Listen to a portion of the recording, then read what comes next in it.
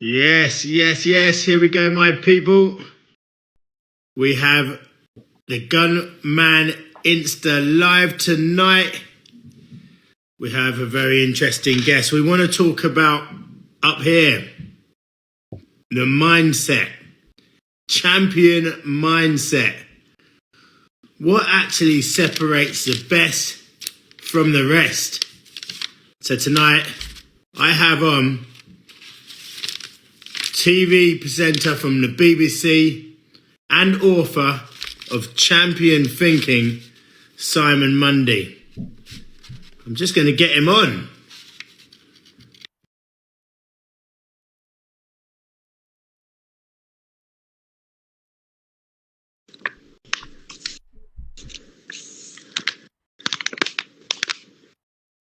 Here we go. Should get him on now. Hey!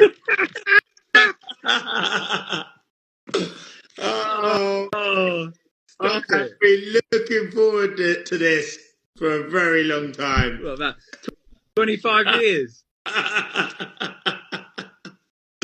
are you? God, you don't look any older. I'm right. How are you? Mate, black don't crack. White does. Let me tell you. How are you? I'm all right, mate. I've got like one at the back here. All right, shut up. That's it. All right, show off. You look great. You look great. So do you. Please stop it. Mate, honestly, I've been buzzing to have you on here. Yeah, it's a pleasure. Thank you. I know that your stock is rising fast, Wesley. Yeah, mate, I've been working hard. Let's just say I've been working hard. Has Eddie Hearn been in touch yet? Well, he keeps them ringing, but I've been a bit busy. Go via Barry anyway. He's the decision maker. So welcome on to the Gunman Insta Live. For those that don't know, this is Simon Mundie, a long-term friend of mine, but he is also a BBC TV reporter, presenter, and author of a fantastic new book called Champion Thinking. Obviously, I've got into boxing fairly late. I've had 11 fights. I've had 7 title fights. I've won 3 belts across 2 different divisions. So I know a thing or two about the mindset needed to jump in the ring in such an individual sport and perform. So I was absolutely keen to get you on and chat with you a little bit about your book and a little bit about the mindset that is required to succeed. Anyway, you look comfortable. Yeah. Have you got your feet up as well?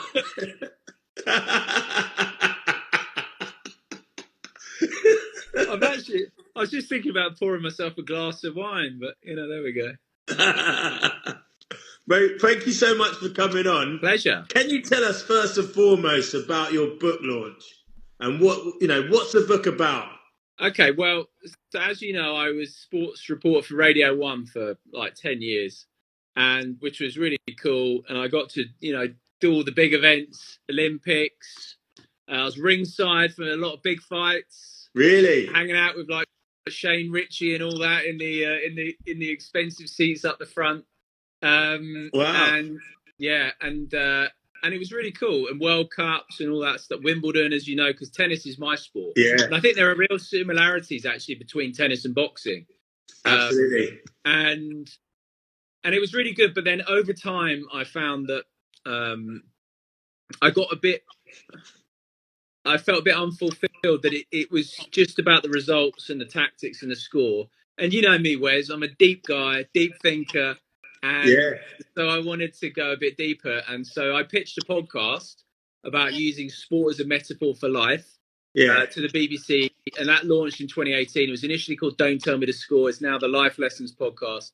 And I've interviewed, hundreds of the world's top performers, boxing, rugby, football, Tony Adams, Gary Lineker, Tony Bellew, Caitlyn Jenner. I went to her house in LA. Yeah, Michael Johnson, Kelly Holmes, Boris Becker. Wow. so like just so Ronnie O'Sullivan, he gave me an endorsement for the book, and then so quite early on I got approached about writing the book based on it, and and it came out in January, end of January, and it's the key takeaways that I've found most interesting about the book. About from these conversations, there are recurring themes. Yeah. And also about like life itself, because I think sport does reveal a lot about life and a lot about identity, and also even the nature of reality, Wes, if we want to go really deep. So Let's go deep. Let's go deep. Yeah, there we go. Love it. So that's it. Yeah, and the book's been out, the podcast's still going, still work for the BBC. But yeah, it's exciting. It's cool. It felt like climbing a mountain. When I signed the book deal, you're like, wow, it's a lot of work to do. Yeah. But, so to have it finally come out, I'll see if I've got one here somewhere. You must have one just knocking around. Probably got some champion thinking slippers. Probably. Listen, I'm going to take you on a little walk through the house. I should have prepared this really. Maybe I'll grab myself a glass of wine while I'm at it. Yeah. Hang on, it's the house a mess because we've had a baby. Congratulations, by the way. Thank you, mate. Oh, here we go. Here is one. So there's the book. Yay! There it is. So, in short, is the book to help athletes, or is it just for the general public to understand how an athlete thinks? I would say. So it's difficult to answer that because it's for athletes, but it's just for people. And I wouldn't say it's about how people think. I would say it's about a recognition that we are not our thoughts, we are aware of our thoughts. And actually that insight can be so powerful in helping you perform in sport, in helping you perform in life, any pressure situation. So let me ask you, when you went out for your title fights, did you feel nervous? Did you feel tense? Did you feel fear? Yeah, throughout the whole camp you feel that, yeah. But I used to try and embrace, once my hands were wrapped and I started warming up, then I was in my zone and I was ready. But yeah, I think my biggest fear, the bit I hated most, was opening my front door, checking that I've got everything. Have I got my hand wraps? Have I got all my gloves? And I'm leaving the house and not knowing how I was going to be when I returned. Right. That was my fear. What do you mean not knowing how you were going to be? What, as in, would you going to be? Will I win? Will I lose? Right. Am I going to come back with my belt? Yeah. Okay. But you said you welcomed and embraced it. Yeah. Once I got there, arriving at the arena. I mean, I boxed at the O2. Wow. My final fight last year in April. I was main event at the O2 arena, at the Indigo O2.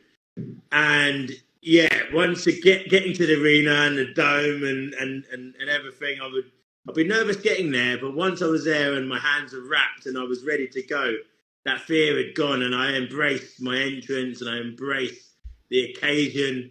I lapped up the fans, I lapped it up, and I enjoyed the build up actually to the fight. But some people don't, and I'm going to come on to that later on. But some people hate that, the build up, the interviews you've got to do, seeing your opponent for the first time, all that kind of stuff. Some people just shrink and it gets on top of them, And I think that's very common, and I think that you can apply that in other areas of life. For example, giving a talk, or hosting a meeting, or going on a date, whatever it is, there will be certain scenarios people feel nervous and stressed and anxious and worried. People talk about imposter syndrome, that kind of thing. And so the question is, how do we deal with those feelings? Because they're very normal. So last year at Wimbledon, I do TV at Wimbledon, and I interview all the players like before the finals, both finals. So I remember interviewing Ons Jabeur, who was the women's finalist, and then also Novak Djokovic. Yeah. Two different approaches. And Ons Jabeur spoke about if she had negative short thoughts, she'd try to change them to positive ones. Yeah. And that's very common. But the thing is, she went out in the final and she froze. Yeah. Djokovic doesn't try and do that. He's like, nah, this idea of always thinking we have to be positive, or not feeling fear, or not feeling worried, it's an unreasonable and unrealistically high expectation, because we're human. We're always going to have these feelings of doubt, of worry, of fear, like you said, when you're walking out the front door, right? But the thing is, most people, or a lot of people, think that that's not normal, or that they shouldn't feel like that. And so they start resisting those feelings. Agreed. Or getting lost in them and buying into the storylines. And so this is why the key insight for me is, it's not about how you think, it's about how you relate to your thoughts and feelings. That's the key. So it doesn't matter what you're thinking. You could be thinking, I'm going to mess this up, or I'm going to kick ass today. It doesn't really matter. They're both obviously, it's preferable to have those positive thoughts. But if you've got a negative thought in your head, it doesn't matter, as long as you recognize that it's just a thought and you're aware of it. And then you can be like the sky and let the weather pass on through and still do what you need to do, irrespective of the thoughts that are going through your head or the feelings in your body. And that's the key insight. Oh, wow, that's interesting, man. Yeah. That's incredible. Yeah, that's absolutely incredible, because every fighter will feel that. Do you think that's different in team sport compared to an individual sport? You know, when I play football, I'm feeling a bit tired. I can just get in position and let the rest of my guys do their thing. When I'm boxing, some people will say it's a team sport. I've got my coach, I've got my cut man, I've got my team. But when that bell goes, I'm on my J's. You know what I mean? Like, there ain't nobody throwing those punches for me. You know, does that change the mindset from a team sport to an individual sport? I think it's quite individual anyway, you know. So there'll be some people perhaps do get that reassurance of being in a team. Other people shrink. You know, you look at someone like Tiger Woods. He thrives when he's on his own, or used to.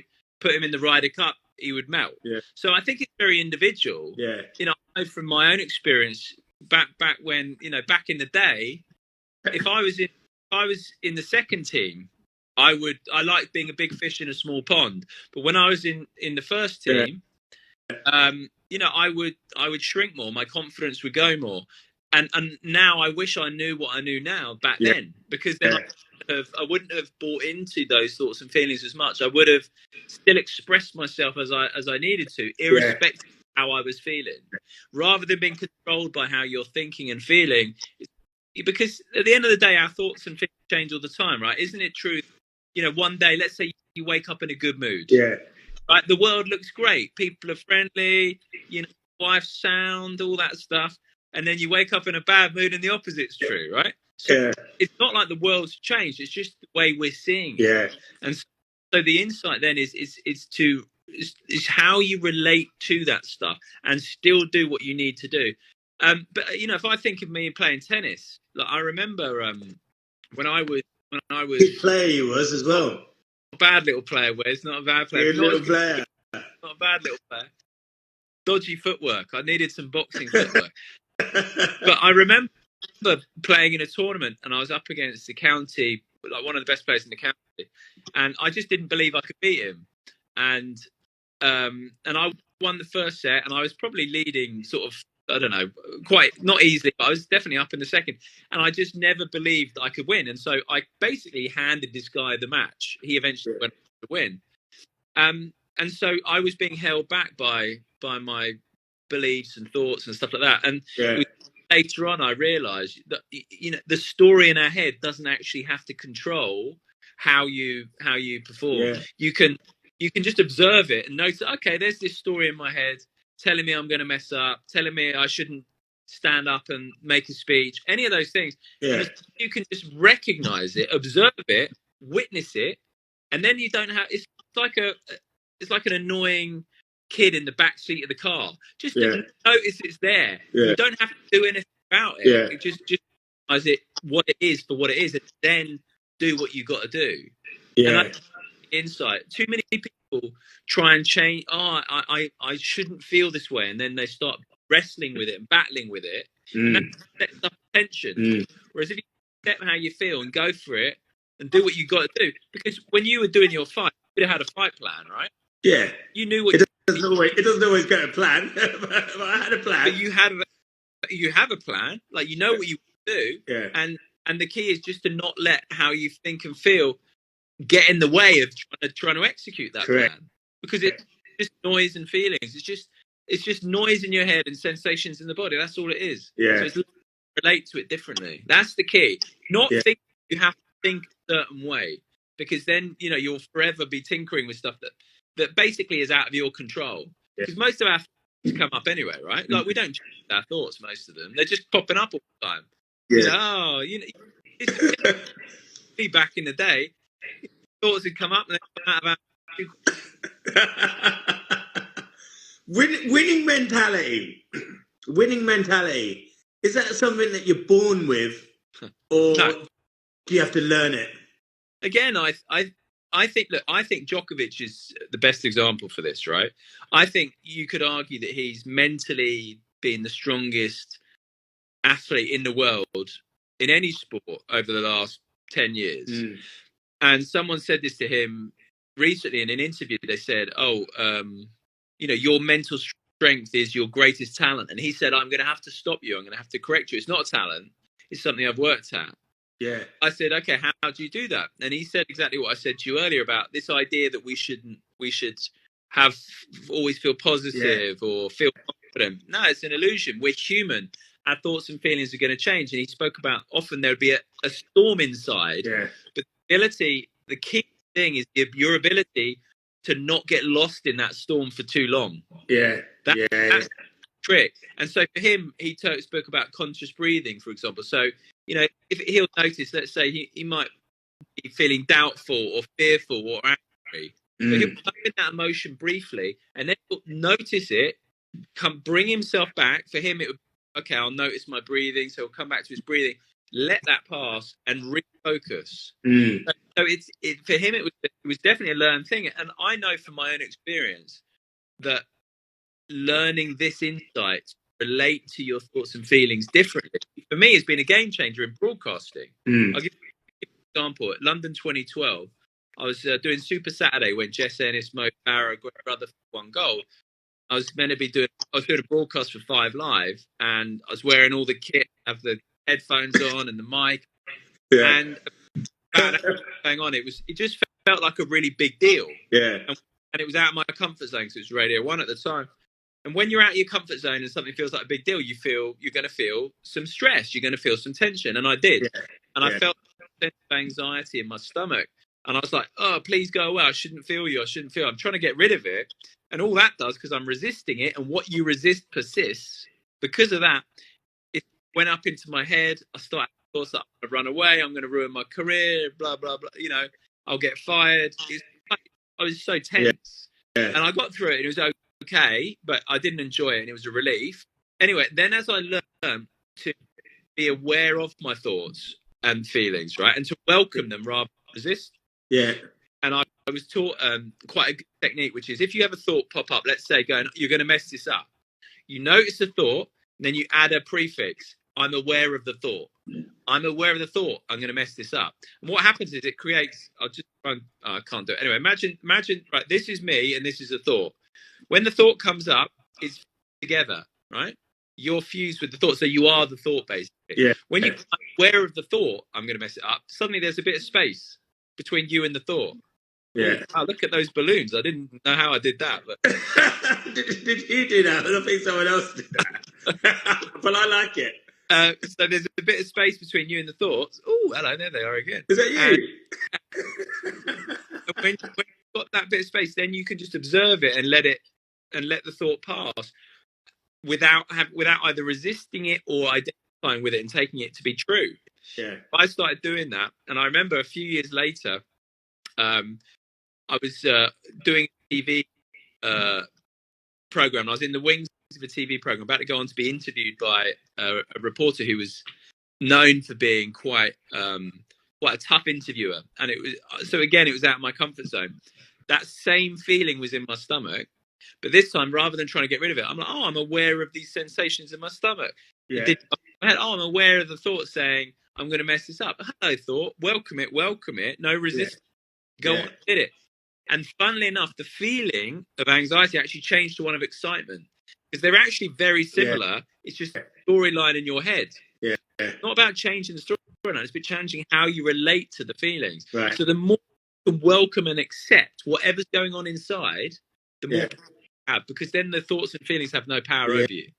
Yeah. Wow, that's interesting. Yeah, that's really interesting. I'll tell you what, when Counterintuitive, isn't it? Yeah, unbelievable. I mean, the thing is, right, every fighter will tell you this, right? They have a fear. They have a fear before any fight. A fear of getting hurt, getting knocked out.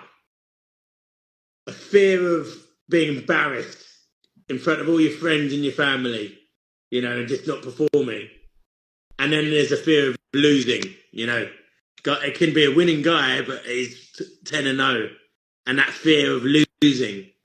And every single fighter has one of those fears at one point. Jesus, what if this guy knocks me out? What if I get embarrassed in front of everybody and I just don't turn up? Or what if I lose?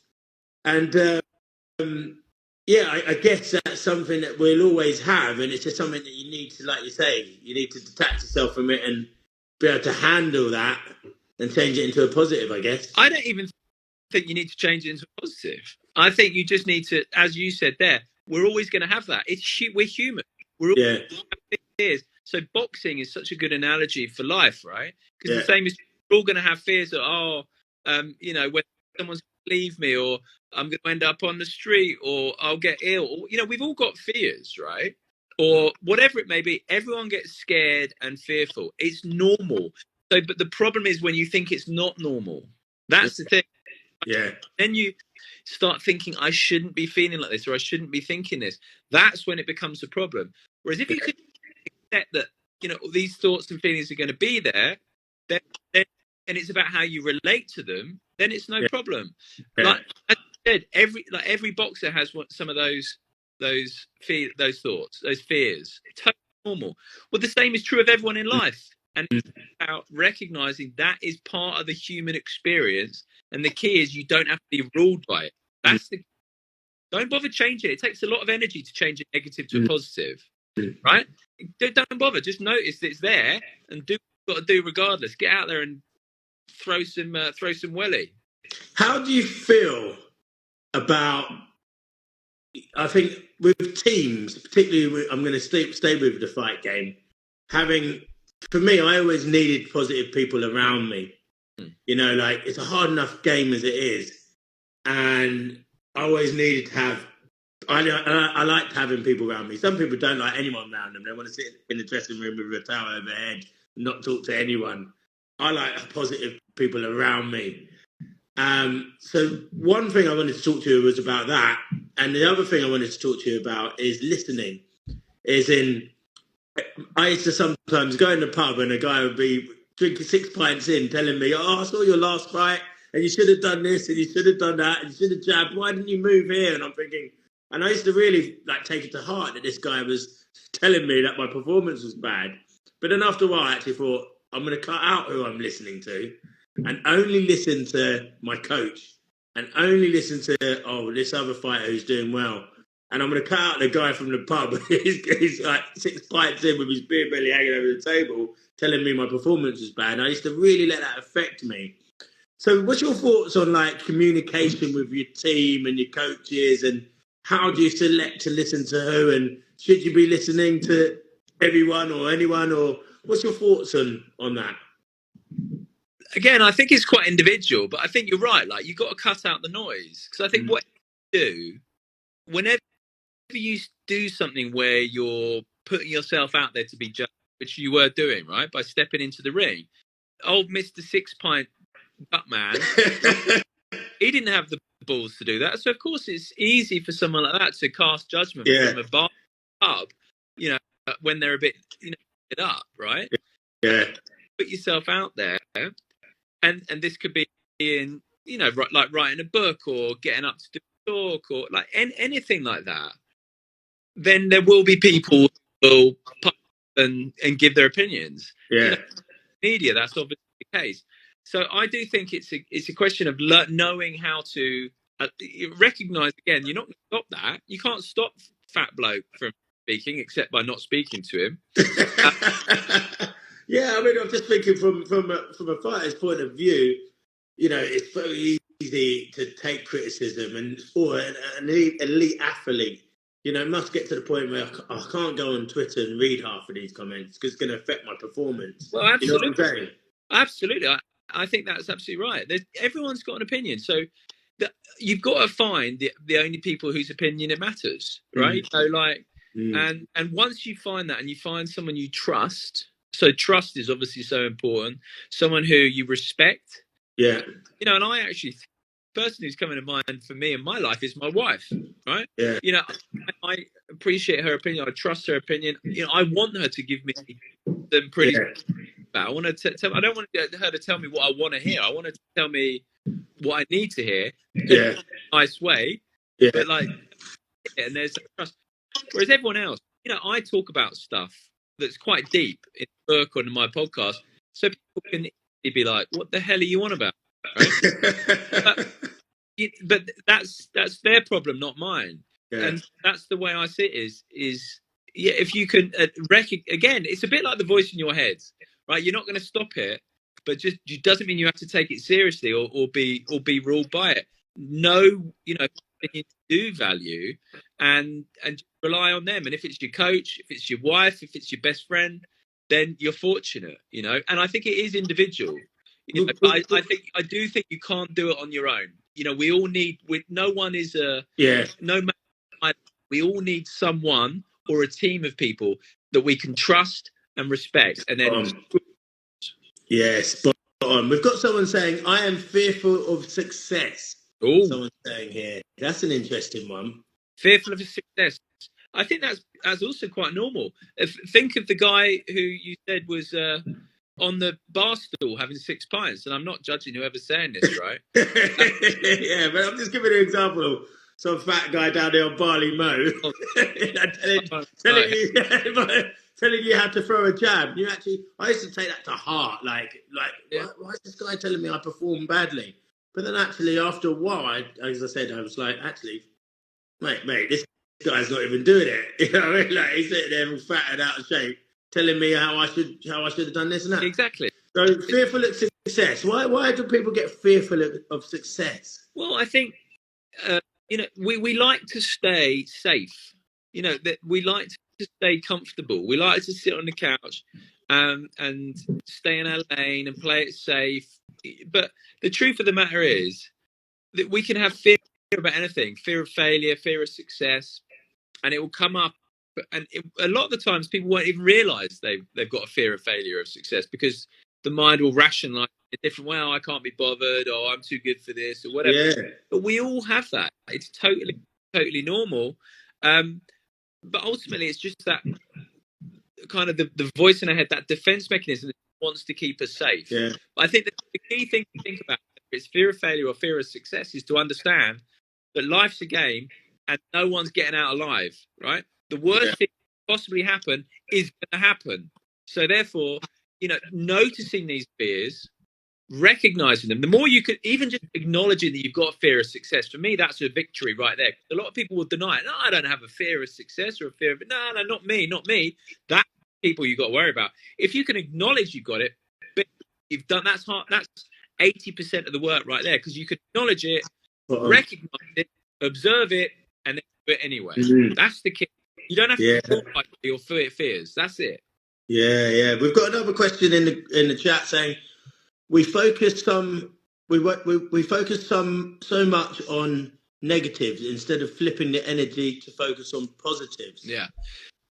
Well, so what I'd say about that is, first of all, is that we do have a negativity bias, right? That is, our brains have a negativity bias because, again, you know, the primary concern of our brain is to keep us alive. So the person who was able to be a bit paranoid and be a bit fearful and focus on the negatives, oh my God, this is going to happen, that's going to happen, they, back in the day, would be the people more likely to survive, rather than like, hey, it's all good, I'm not worried about the saber-toothed tiger today, and then they get eaten.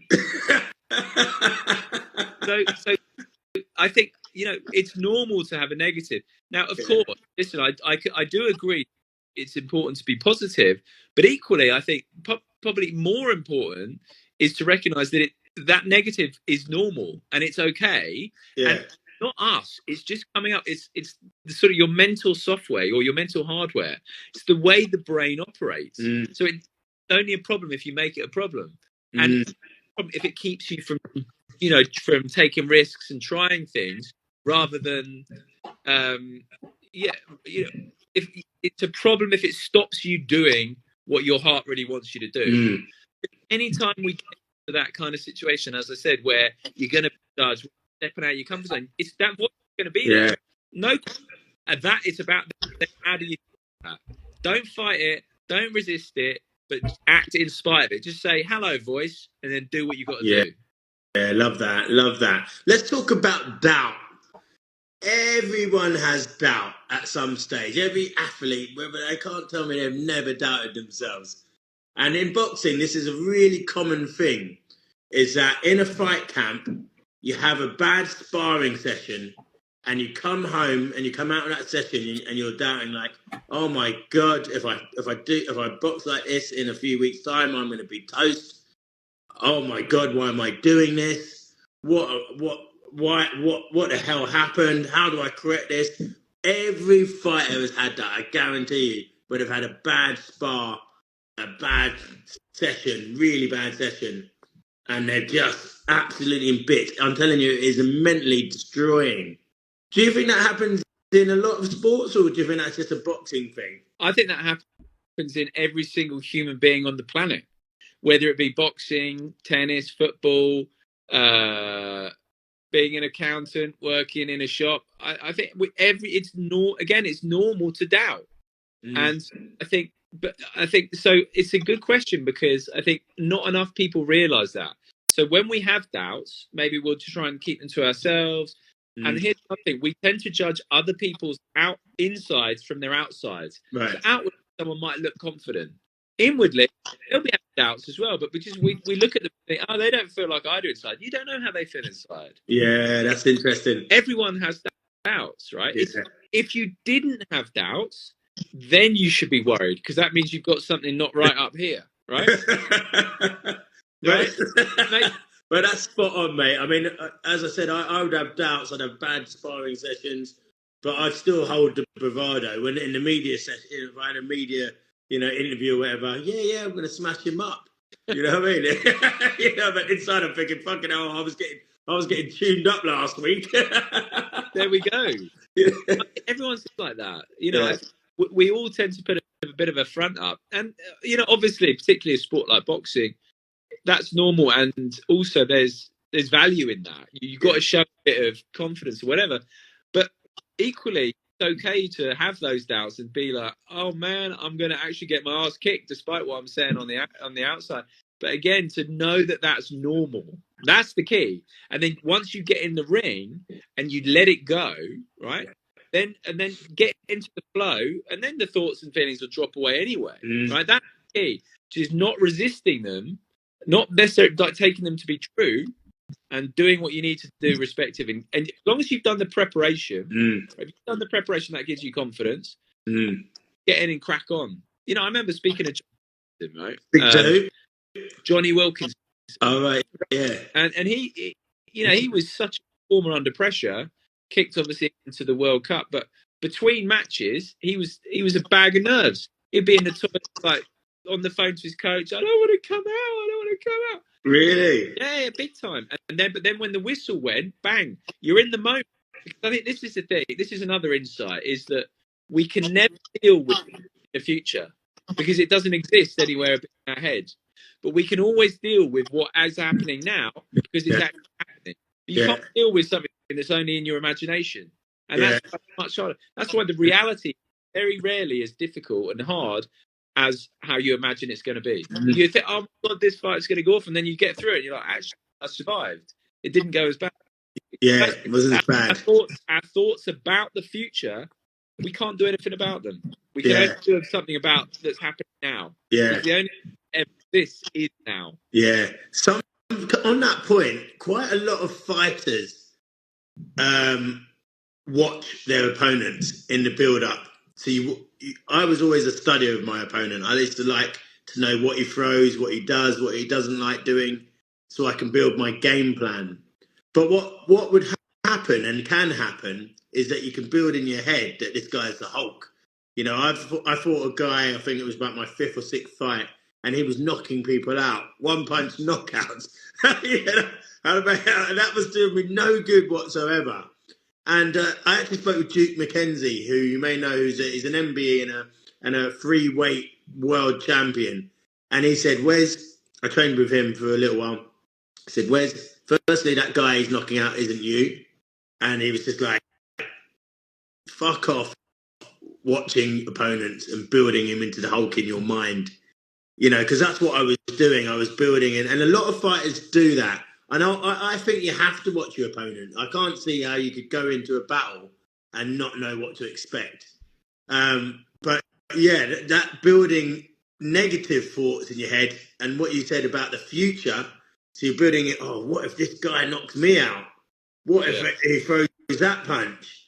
And it can actually be detrimental then to your performance. And often when you get in the ring, like you just said, now it's never like that. Yeah. Not what you've built in your head, you know? Is that a fair analogy to say that in a way that a sportsman may think? Yeah, I think that's spot on. And I think you're right. Like, there's real value in the preparation, and there's real value in watching your opponent so you can spot the weaknesses and, you know, build a plan around that. You need to do that. But at the same time, to, like you say, to recognize when it's becoming this, you're building it up in your mind. And then again, when that happens, you know, okay, maybe step back, but also just recognize that, again, these are thoughts and feelings, or thoughts, you know, and you don't have to sort of buy into them. Yeah. And the only thing that you can control really in that situation is yourself. Yeah. So, okay, this person seems like a big deal. Okay, that's good. That means I need to prepare as best I can. Yeah. So it's, you know, that's a positive thing. And then when I get in there, all I can focus and all I can control is me. I don't know how he's going to be. I'll find out when I get in the ring. Yeah. All I can control is me. So I need to prepare my best, and I need to, you know, stick to my plan, accept that those worried feelings and the doubt and the bogeyman thoughts are going to be there, but do what I do. And but I think if you're getting into that place where it's turning into, my God, this guy's the Incredible Hulk or Godzilla, then stop watching it. Only watch at that point. Yeah, I'd agree with you there. But you have to prepare. You have to. Some people just don't watch and say, "Oh, I'll just work it out when I get there." But like, I can never understand that. But the very best, like John Jones, a UFC fighter, the very best, he says, like, I like to know how the guy moves. I like to know what he likes, punches he likes to throw. I like to know sequences. He just studies it. He's a student of the game. What I do want to jump onto quickly, and I'm conscious of your time, but is psychological warfare.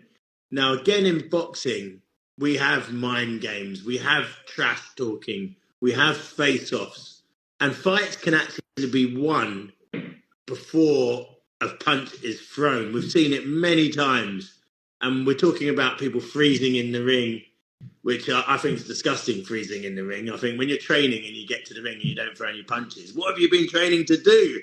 You know, but psychological warfare can do that to a man.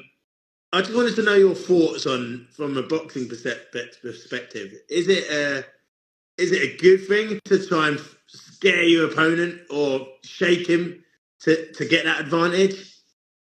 Well, I mean, it sounds like it, doesn't it? If you've got people getting in the ring and freezing, then it seems to work with some people. But what I would say is that you still have a choice to what degree this stuff impacts you. You know, in the same way you can just observe the voice in your head, you can just observe what someone's doing. I'm sure you could just stand there and just observe someone going, I'm going to give you all this stuff. Just observe it. It doesn't mean you've got to get involved yourself. You could just have a little smile on your face. And that could be effective as doing all that stuff. I mean, it's just, to me, it's always, you know, I remember being there. I remember for Klitschko against AJ, I've watched a couple of Frotch fights when I was doing Radio 1. And you know, I remember as well, Tony Bellew, he cracked me up, some of the stuff he used to do. But I think that everyone's different. I remember AJ being there, and he was just cool and calm. Like, it just wasn't his style. And don't have it's a very individual, right? What works for one person doesn't work for another, and so you might feel therefore someone might get off on the fact that, you know, I'm going to go in there and have psychological warfare. Another person's going to just be zen. The courses, and it's what works for you. I think if you're the kind of person that really buzzes off the kind of you know, like trash talk and whatever, then go for it. But equally, if you're not, and then try and do the trash talk, then you're not being authentic, and then you are going to be weak. So is there a defense a fighter can have to being attacked? So, like, if you're a fighter and someone's attacking, another fighter's attacking you on social media, in the face-off, he's getting you right up close to you and trying to push you about. Is there anything mentally you can be prepared to do to try and block that off so it doesn't disturb your performance? I mean, what I would say is put your attention in your body. Right, here's something I used to do with tennis, and this is something I find really useful. Is like right now, Wes. Right, just notice the sensations on the sole of your feet. All right, can you notice that? Yeah, I've got them set up on my stool in my chair, but yeah, go on. I notice. Can you feel your bottom on the chair? Yeah. Right. Yeah. So just keep your attention there for a second, and I'll say some offensive stuff. Right? Okay. Have you been whitening your teeth? The hell's teeth? They look too white. You spend a load of money, right? So I'm joking, by the way. But if you keep your attention, I think, out of your head and in your body, then your thoughts aren't going to be, you know, I'm going to be ramping up, running away with themselves. So for me personally, if I feel stressed, then I will take my attention away out of my head into my body. What can I feel? Can I feel the tingly sensations in my hands? Can I feel my feet on the floor? Can I now feel my body on this chair, right? Yeah. And take your attention there. It takes some of the energy out of your head and out of your thinking into your body. And then you don't have to worry so much. If you're all up in your head thinking, what's this guy doing? What's doing? How should I react? Like left, right, and center, then it becomes like a washing machine and it builds up speed. Whereas if you're just observing your body, someone was just thinking about your teeth the whole time. I love it. Is it my man was sitting there thinking about don't have it. They do look good. You've got great teeth, man. They're great, aren't they? Do you know what? I'm going to get them whitened, funny enough. That's why I was like, how do you fucking know that? I had mine done before Wimbledon last year. My wife insisted. Great decision, by the way. But yeah, I'm gonna get them whitened up, man. Get them whitened up, and then I was thinking, how do you know that? So Wes, back when I was playing tennis, right? Thank you, Most Wanted, by the way. That was very funny. I need to get that guy on this live as well. He's a good fighter on Misfits. But so when I used to play tennis, and there's a quite a famous book about this called The Inner Game of Tennis. If I was at a pressure point, right? Or let's say I missed the first serve at deuce or break point. Yeah. Instead of being stuck up here, I would literally take my attention into my like big toe on my left foot and keep it there, and then just go through, because your body knows you've done the training. You know what you've got to do. I know how to serve. You know how to box, right? But you don't need to be thinking about it at that time. Yeah. You just want to be doing it. So I'm taking my attention out of my head, as far away in my body as it can go, keeping it there, and then you let your body do the act for you. Basically, I actually do the same thing when I'm in bed. When I go to bed and I want to fall asleep, I take my. I'm not thinking, but I literally intentionally take my body and I feel my body from the inside, and it takes some of the energy out of your head and out of thoughts and into your body, and then the body knows what to do. Right, when you're boxing at your best, right? It's just happening. You're not thinking about it. Oh, I'm going to. Yeah, you relax. Most fighters. I train a lot of kids as well, and train people. And most people are best when they're relaxed and they're composed and they go with the flow. But when you're tense and your breathing stops and you're trying to hit every punch as hard as you can, and technique goes out the window. That's kind of when you're at your best, is when you're relaxed, isn't it? Mate, you're at your best when you're in the flow, right? And when you're in the flow, you're not thinking about past or future. You're not even thinking about what you're doing. You're thinking about you're not thinking. Someone liked that comment. Someone liked your comment there. What's that? Yeah, that's someone saying they like that.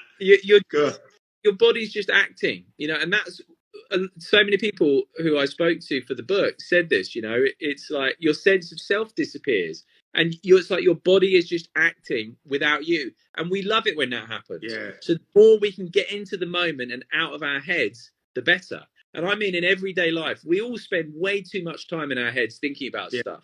Get out of your get into your body, right? Yeah. Notice, if not in your body, then what's around you. What can you hear?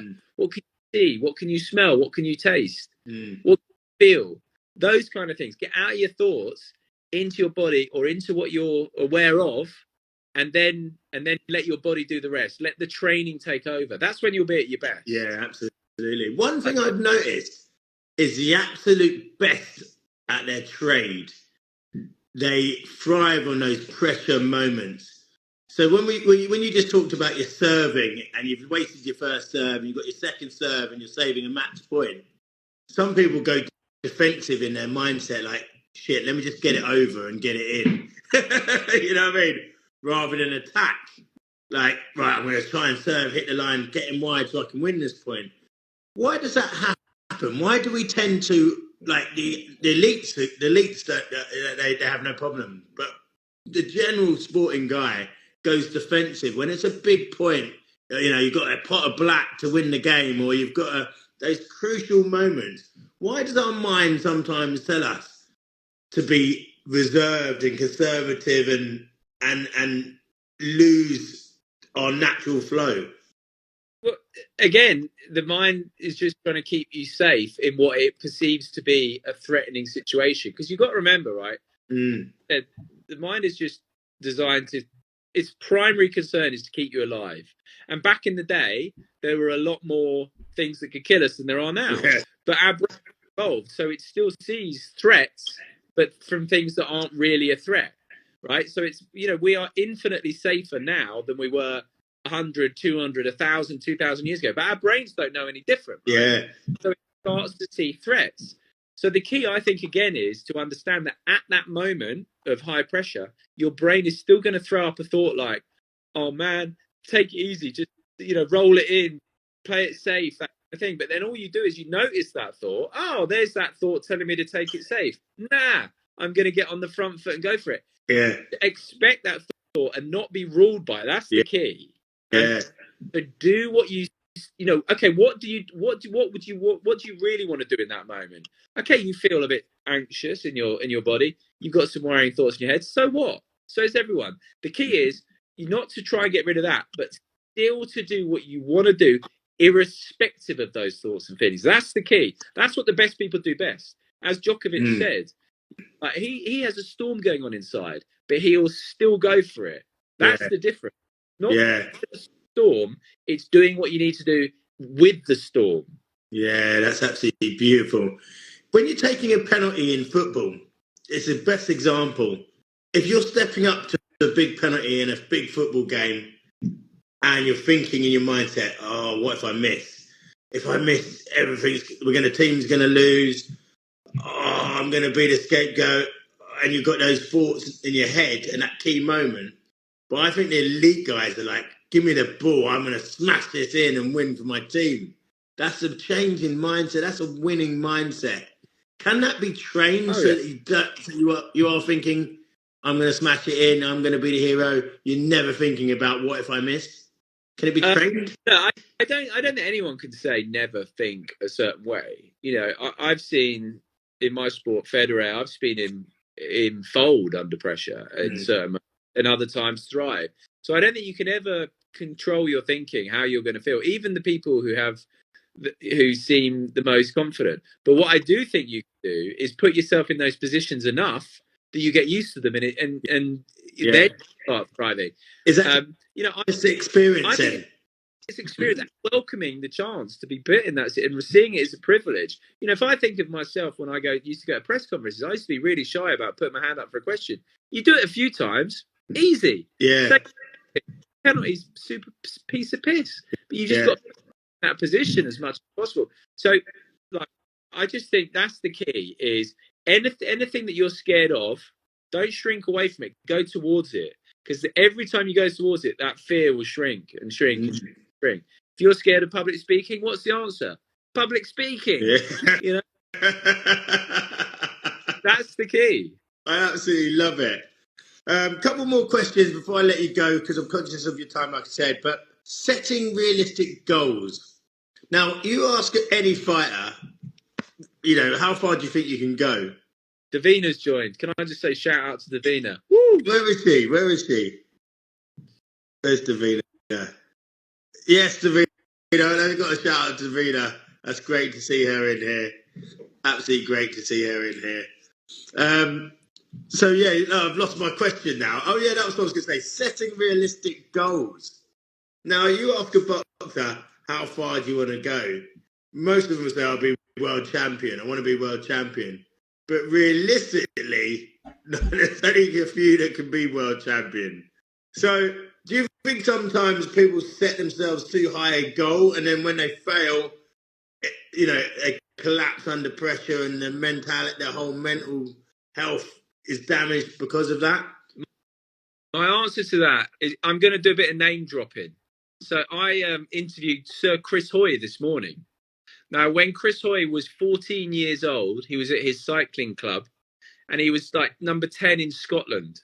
And they went round the group and they asked everyone, what's your ultimate goal? And people would say, oh, you know, I want to be number 2 in Scotland, or, you know, maybe a couple of people would say, oh, I want to get to the Olympics or whatever. But no one really said anything really, really outlandish. They got to Chris Hoy and he said, I want to win gold in the 1 kilometer at the 2004 Olympics in Athens.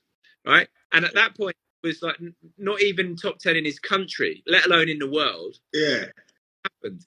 He did it exactly that. He won gold in the 2004 in the 1,000 meters. So I would say, no, go for the, like, why not shoot for the absolute stars? Why limit yourself? Because if you fail, so what? The key is not to tie your self-worth into your achievements. Yeah. That's the key. Because then you fail. All you can do is see what you're capable of. As long as you're not thinking, right, whether I win or lose or succeed or fail, that's going to determine my worth as an individual. No. Your worth as an individual is already there. All you're trying to do is see what's possible. So if you're just seeing what's possible, why not go for the biggest goal you possibly can, and then see. Don't limit yourself. Yeah, because that's how winners think, isn't it? They want to get to the top. Of course, and they're determined to get to the top.